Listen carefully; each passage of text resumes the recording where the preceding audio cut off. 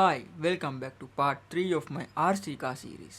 In this video, we will upgrade the RC car that we built in part 1 and part 2 and control with it wirelessly using NodeMCU. So, in this part, we will connect NodeMCU to the Arduino and send commands over Wi-Fi. The car we built with L293D motor driver shield will now be controlled via simple web page. There are two common ways to connect NodeMCU with my Arduino and motor driver shield. Option 1. NodeMCU controls Arduino. The Arduino Uno stays in charge of motor driver using the L293D shield. The NodeMCU sends commands like forward, backward, left, right to Arduino via serial like TX and RX pins. The Arduino receives commands and drives the motors. Option 2. Use NodeMCU pins directly. But NodeMCU runs at 3.3 volt logic while L293D shield is designed for 5 volt Arduino pins. So, sometimes motor may not respond well. Since we already have Arduino with L293D motor driver shield working, I suggest we use option 1. That way we don't risk the burning NodeMCU pins with motor driver current.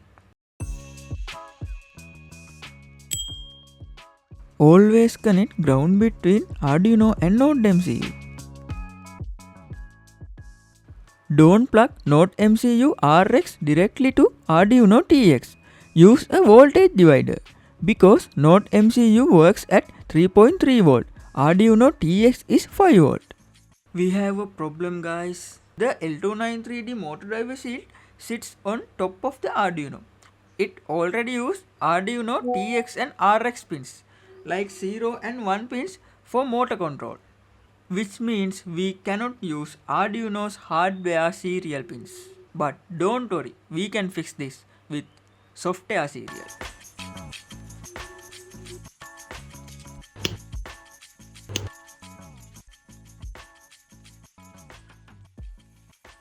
Instead of using Arduino serial pins, we create a new serial port using other pins. For example, we use Arduino analog pins. Arduino analog pins used as digital pins, so they are perfect for in this case.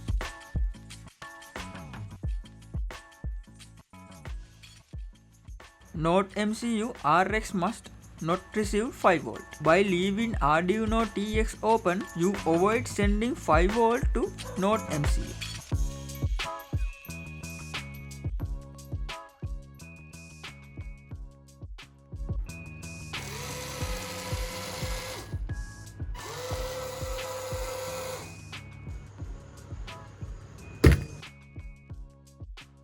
Okay, let's go to the coding part. Connect Arduino to the computer. This is the code that I uploaded to the Arduino. Connect NodeMCU to the computer. This code goes to the NodeMCU. Connect the Wi-Fi that hosts from it and go to the web page. Boom! Look how beautiful it is.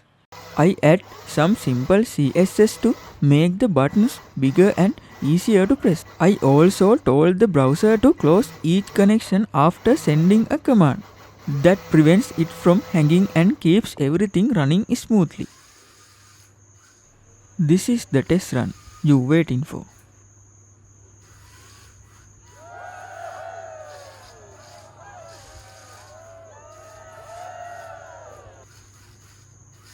Using the phone as remote sounds cool, right?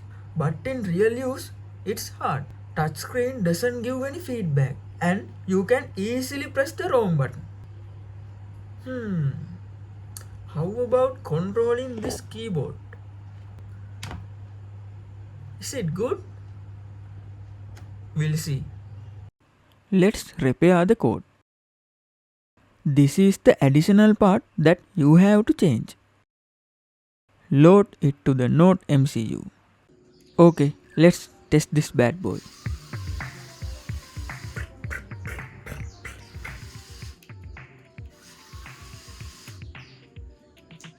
Keyboard control feels way better than the phone.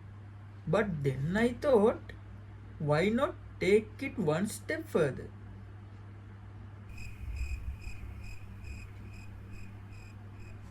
You get it. You get it. Let's do this. Let's start by calibrating the controller. This part is all about getting the balance. Too small a dead zone and it jitters. Too big and it feels unresponsive. Be careful with values or your car might suddenly think reverse is forward. Update the code from values that you get earlier. This is the code that I used. After countless working, finally did it. See? This sound.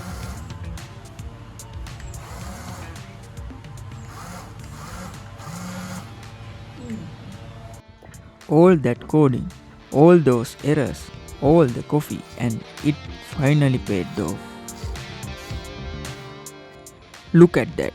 Smooth control, no lag. We actually did it.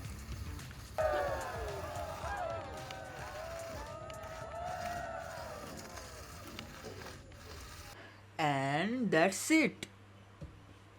Our RC car now wireless with NodeMCU. Don't forget to like, comment and share.